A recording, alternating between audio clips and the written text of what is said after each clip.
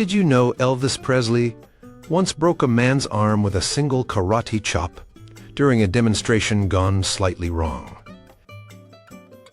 Or that he considered ditching his music career entirely to open a chain of karate schools across America? And get this, he actually paid for one of his karate instructors to have cosmetic surgery. Number 7. From GI Blues to Black Belt Blitz, it started in Germany. Okay, picture this. It's 1958. Elvis Presley, the biggest rock and roll star on the planet, isn't shaking his hips on stage.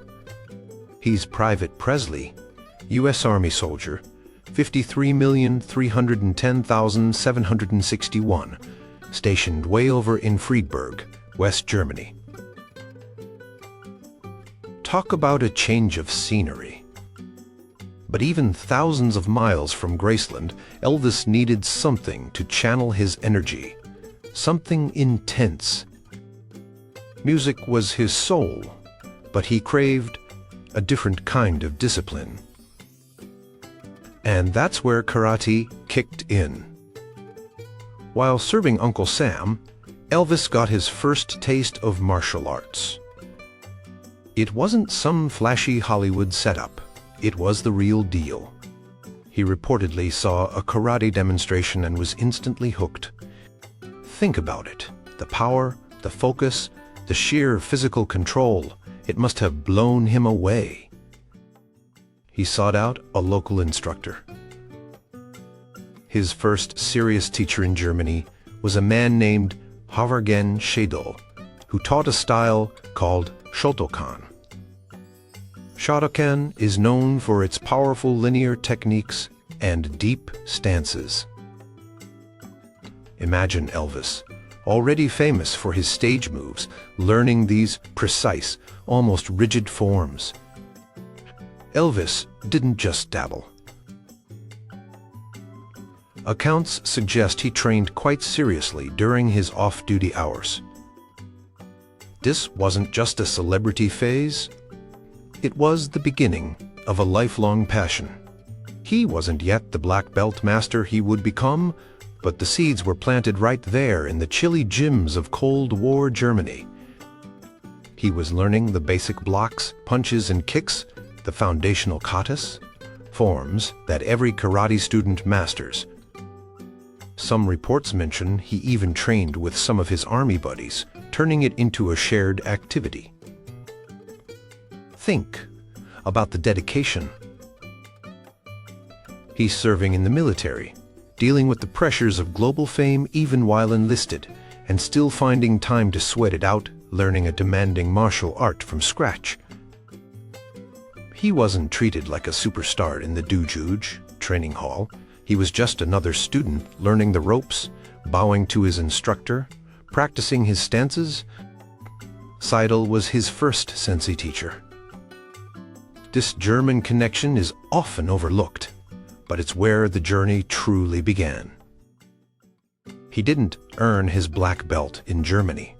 That came later, but the discipline and the fundamentals he picked up there were crucial. He learned the basic etiquette, the respect, the sheer hard work involved. It set the stage for everything that followed when he returned stateside. Without that initial spark in Germany, the world might never have seen the karate chopping king performing in Vegas. It was the starting point, the white belt moment for a man who would eventually reach the higher echelons of the art. He left Germany in March 1960, not just as a soldier heading home, but as a budding martial artist. Number 6. The Kenpo Connection. Master Ed Parker enters the scene. When Elvis returned to the United States after his army stint, his interest in karate didn't fade. It actually intensified. He wanted to continue his training, and back on home turf he connected with a man who would become one of the most significant figures in his martial arts life, Edmund K. Parker, Sr., often known simply as Ed Parker. This wasn't just finding a local karate class. This was linking up with a martial arts pioneer.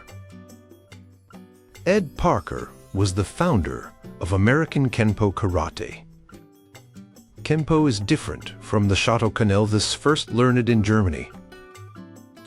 It's known for its rapid-fire hand techniques, continuous motion, and practical self-defense applications. Parker wasn't just a teacher. He was an innovator, adapting traditional techniques for modern scenarios. He was also high-knock and well-connected, especially in Hollywood circles. So, how did the king meet the master? Accounts vary slightly, but the general story is that Elvis was impressed by Parker's system and sought him out, or they were introduced through mutual acquaintances in the entertainment industry around 1960. Parker, recognizing Elvis's genuine passion and perhaps the potential publicity, took him on as a student. This relationship went way beyond typical teacher-student dynamics. They became close friends, confidants. Elvis trained with Parker privately, often at his home in Beverly Hills, or later, when Parker opened his own dojos. It was under Ed Parker's direct instruction that Elvis truly began to accelerate his training.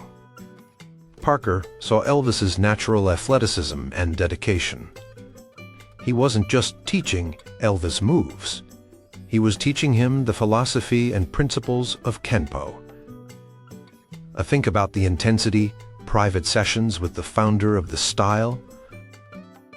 Parker tailored the training to Elvis, refining his techniques, pushing him hard. And here's a key fact. Elvis Presley earned his first degree, black belt, Shotokan, in Kenpo Karate under Ed Parker in 1960. Yes, the same year he returned from Germany. That seems incredibly fast, right? But consider this. Elvis was training intensely, often privately, with the system's founder. He had the resources and the drive. Parker himself certified the rank. This black belt wasn't just a piece of paper. It was a symbol of Elvis's dedication during that period. Their connection lasted for years. Parker became part of Elvis's inner circle, the Memphis Mafia. He traveled with Elvis, acted as a bodyguard, though Elvis often had dedicated security too, and continued to train him.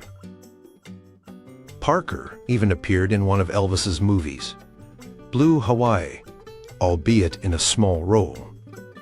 Elvis, in turn, heavily promoted Parker and American Kenpo. He wore the Kenpo patch proudly on his GIS Karate uniforms. He talked about Parker and Kenpo in interviews. This relationship was foundational to Elvis's martial arts journey in the U.S. Parker wasn't just the guy who gave Elvis his black belt. He was the mentor who guided his development in the art for many years and became a lifelong friend. Their bond highlights how deep Elvis's commitment to karate really was. He sought out one of the best and forged a lasting connection. Number 5. Beyond black belt, the ranks kept climbing. Getting a first-degree black belt is a huge achievement in martial arts.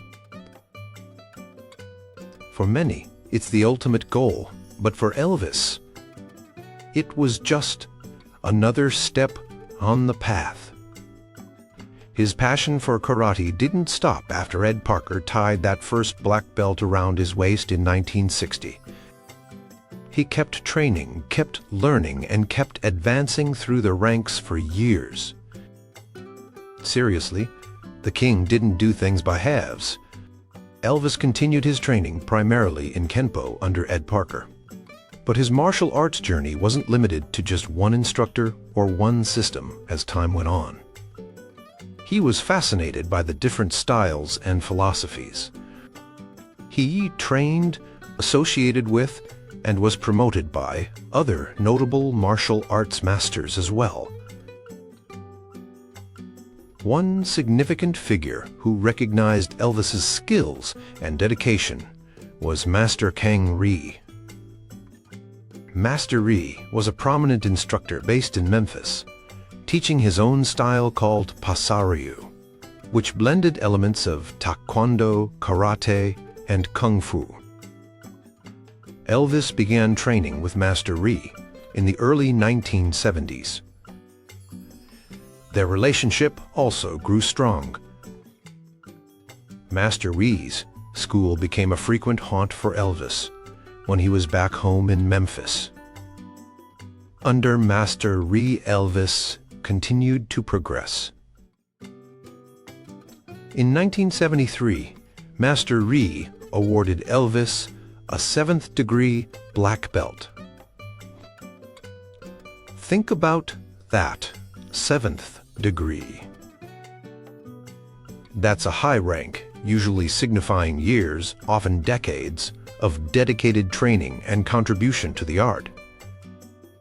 While some traditionalists might question the speed of such promotions for a celebrity, Master Rhee and others maintain that Elvis's skill, dedication, and importantly, his role in popularizing martial arts in America merited the recognition.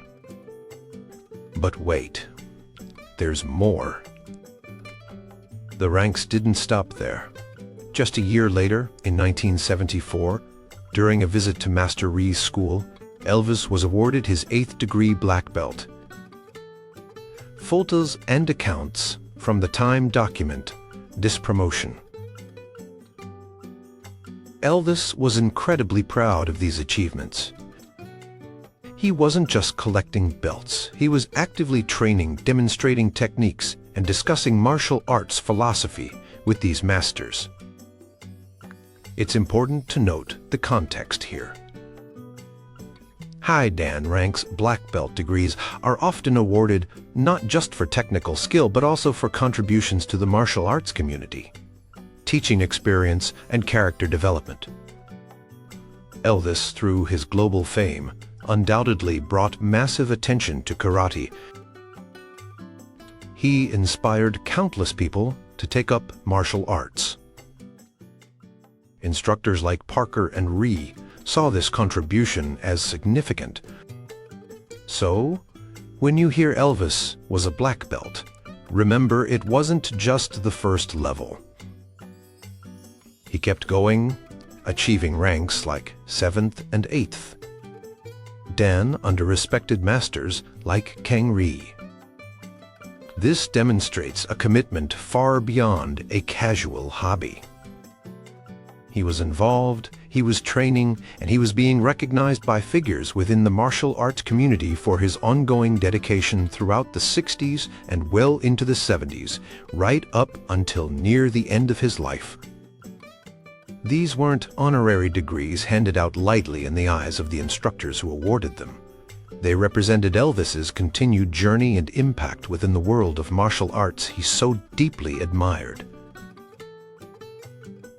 Number 4. Stage, chops, and karate gis, performing the art. Elvis didn't just practice karate behind closed doors in a dojo's or at Graceland. Oh, no. He brought his passion right onto the concert stage. Starting mainly in the late 1960s and booming in the 1970s during his Las Vegas residency and tours, Elvis began incorporating karate moves into his live performances. This wasn't just a gimmick. It was an electrifying fusion of his rock and roll energy with his martial arts discipline. Picture the scene. Elvis, clad in one of his famous, often elaborate jumpsuits, many of which were actually inspired by karate gis, featuring wide legs, V-necks, and ornate belts, strikes a pose. Mid-song, maybe during an instrumental break in Suspicious Minds or Polk Salad Annie, he'd suddenly drop into a low horse stance. Then, BAM. A lightning-fast sequence of hand, chops, blocks, and maybe even a high kick. The crowd would go absolutely wild. These weren't just random flailings. He was executing actual Kenpo techniques he'd learned from Ed Parker and others. Deep stances, knife hand strikes, shuto, front kicks, side kicks, wheel kicks, they all became part of his stage vocabulary. It added a whole new layer of dynamic physical expression to his performances. He was already known for his dancing and hip swivels, but the karate moves brought a sharp, powerful, almost dangerous edge. It was raw energy, perfectly controlled most of the time. He even designed some of his iconic jumpsuits with karate movements in mind. The flared legs allowed for easier kicking and deeper stances. The materials needed to be flexible yet durable. He often wore wide, elaborate belts that resembled the obi belt worn in martial arts, sometimes adorned with metal studs or emblems. His stage costumes became a unique blend of rock star, glam, and martial arts functionality. He owned dozens, maybe hundreds, of custom jizz for his personal training, often in various colors with special embroidery like the TCB, taking care of business logo or Kenpo karate patches. There are numerous accounts and photos from concerts routine these moves. Sometimes he'd do solo demonstrations between songs, tuning his speed and precision. He might drop to one knee, deliver a series of rabbit hand strikes, and leap back up without missing a beat. Other times, the moves were woven directly into the song's choreography. He'd use a karate chop to punctuate a lyric or a spinning back kick to end a musical phrase. This stage integration did two things. First, it kept his performances visually exciting and unpredictable, showing audiences a different side of his physical prowess. Second, it massively popularized karate. Seeing the king of rock and roll executing these cool, powerful moves made martial arts look incredibly appealing to millions of fans worldwide. He made karate look cool, accessible, and powerful, all under the bright lights of the stage. He wasn't just singing about love and heartbreak. He was physically embodying discipline and power through his martial arts movements right there in front of everyone. It was performance art, Elvis style, with a serious karate flavor. Number 3. The New Gladiators. Elvis, the karate movie producer. Elvis Presley loved karate so much. He didn't just practice it, wear it on stage, or achieve high ranks. He wanted to share his passion with the world on the big screen, not as an actor this time, but as a producer and financier. He bankrolled a feature-length documentary all about the world of competitive karate, originally titled The New Gladiators. This project started around 1974. Elvis conceived the idea with Ed Parker, his longtime friend and Kenpo instructor. The goal was ambitious: to capture the excitement, skill, and spirit of karate tournaments and introduce the sport's top competitors to a wider audience. Elvis wasn't just lending his name, he poured his own money into it. Reportedly hundreds of thousands of dollars, a huge sum back then. This was a personal passion project, driven by his genuine love for martial arts. Elvis, Parker, and director Bob Hammer set out to film various karate events, primarily focusing on the 1974 Long Beach International Karate Championships, a prestigious tournament founded by Ed Parker himself. They filmed the action, the competitors, the training, and conducted interviews. The documentary featured some of the biggest names in American tournament karate at the time, like Bill Superfoot Wallace, another friend and sometimes training partner of Elvis, Joe Louis, Jeff Smith, and Benny the Jet Urquidez. These guys were legends in the making, known for their incredible speed, power, and unique fighting styles. Elvis himself even filmed an introduction and narration segments for the documentary. Imagine Elvis in his own unique style explaining the beauty and power of karate, introducing these new gladiators to the audience. Footage exists of Elvis looking sharp in a karate gi or stylish 70s attire, speaking directly to the camera about the sport he loved. He was enthusiastic, knowledgeable, and clearly invested in making this film a success. His personal involvement was meant to be a major draw. However, the project hit several snags. There were delays in production and editing. Then, tragically, Elvis passed away in August 1977, before the film could be completed and released according to his original vision. The footage, essentially, got shelved, locked away in vaults for years. It became one of those legendary lost Elvis's projects. But the story doesn't end there. Decades later, the footage was unearthed, restored, and finally edited together.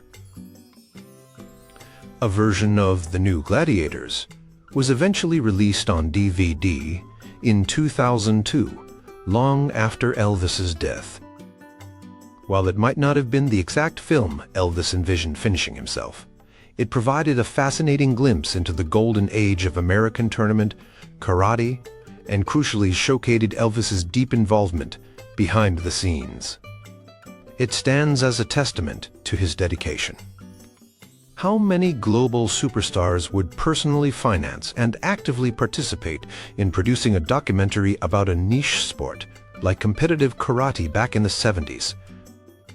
It shows his commitment went far beyond personal practice. He wanted to elevate the art form itself, celebrate its champions, and share it with his millions of fans. The New Gladiators is a unique piece of Elvis history, revealing his role not just as a practitioner, but as a promoter and patron of the martial arts. Number 2. Cadillac Kicks and Diamond Belts. The King's Karate Generosity.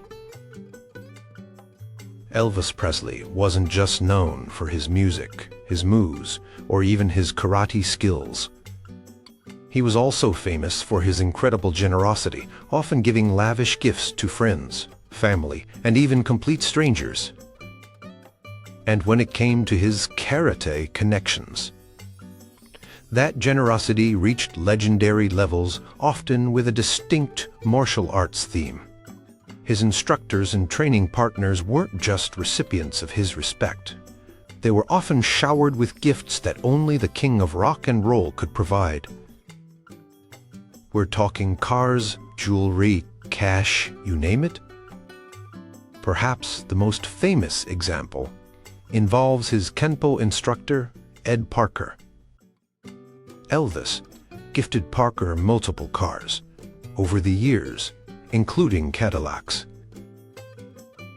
Imagine being Elvis's karate teacher and getting the keys to a brand new Caddy. Parker wasn't the only one. Elvis reportedly gave cars or substantial financial gifts to other figures in his martial arts circle as well. It was his way of showing appreciation for their friendship, their teaching, and their shared passion. But the gifts weren't just standard luxury items. Sometimes they were specifically karate-related, albeit with an Elvis twist. He commissioned custom-made jewelry like rings and pendants, often featuring karate motifs or the logos, associated with his inner circle, like the TCB, taking care of business, lightning bolt, emblem which itself had connections to his karate philosophy of direct, effective action. He reportedly gave out specially designed black belts adorned with jewels or precious metals. Talk about a unique rank indicator. There's a specific, well-documented story involving Master Kang Rhee, the Memphis instructor who awarded Elvis his 7th and 8th Dan black belts. Elvis didn't just train at Rhee's school. He financially supported it. On one occasion, Elvis learned that Master Rhee needed funds to expand his dojus. Without hesitation, Elvis reportedly wrote him a check for a very significant amount. Some sources say $50,000, a fortune in the early 70s, to pay off the mortgage and help with renovations. He essentially secured the future of his sensei's school. And remember that shocking fact from the beginning. The cosmetic surgery.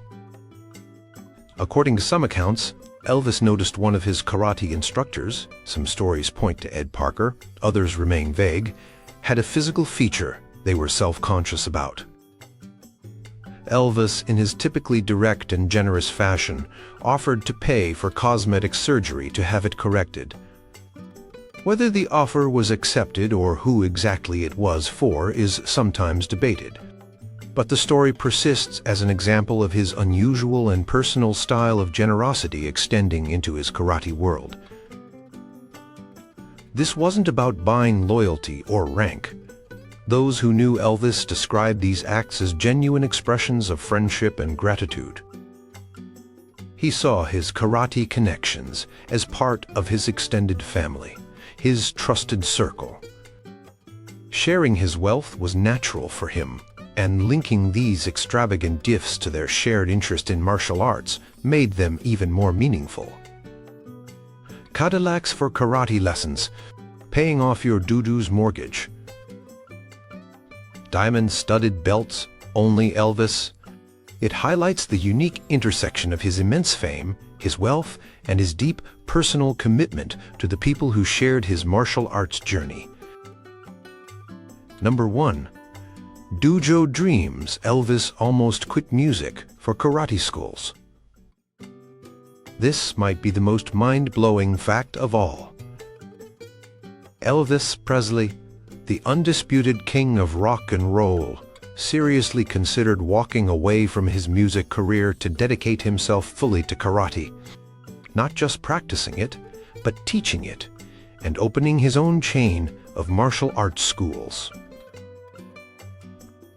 This wasn't just a fleeting thought. It was a concrete plan he actively explored, particularly in the mid-1970s.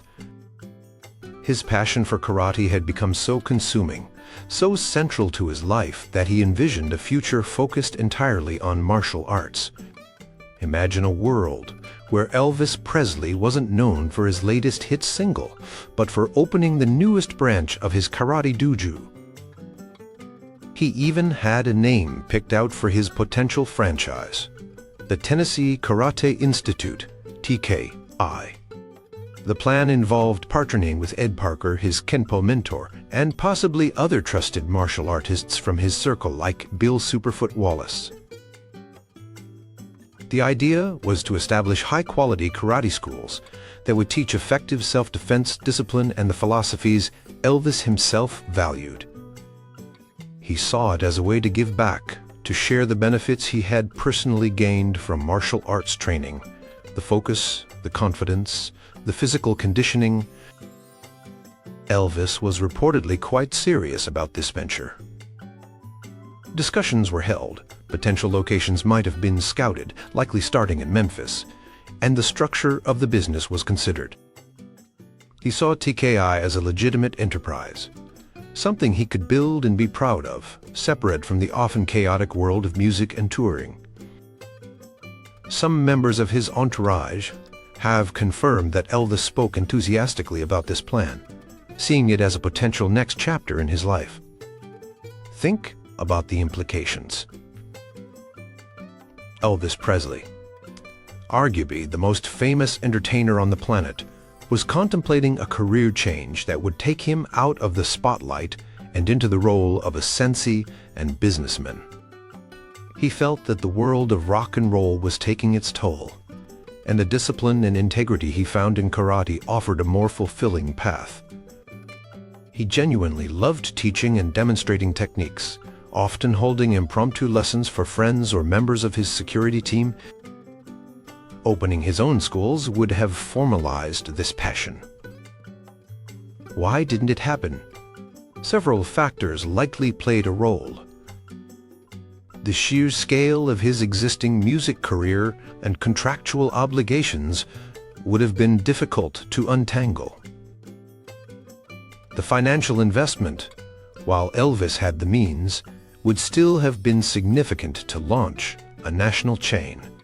And perhaps most crucially, his health was declining in his final years, making such a demanding new venture increasingly impractical. His untimely death in 1977 ultimately put an end to the dojo dream. But the fact that he seriously considered it speaks volumes about the depth of his commitment to karate. It wasn't just a hobby, a way to stay fit, or a cool stage gimmick. Martial arts had become a core part of his identity, something he loved so much he was willing to potentially trade his crown as the king of rock and roll for a karate bre and the title of Sensei Presley. The Tennessee Karate Institute remains one of the great what-ifs in the Elvis Presley story, a testament to his profound and lifelong dedication to the way of the empty hand.